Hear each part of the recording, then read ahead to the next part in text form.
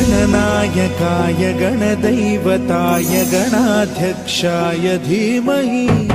गुणशरीराय गुणमण्डिताय गुणेशानाय धीमहि गुणातीताय गुणाधीशाय गुणप्रविष्टाय धीमहि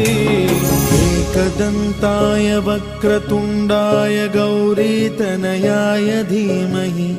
गजेशानाय भालचन्द्राय श्रीगणेशाय धीमहि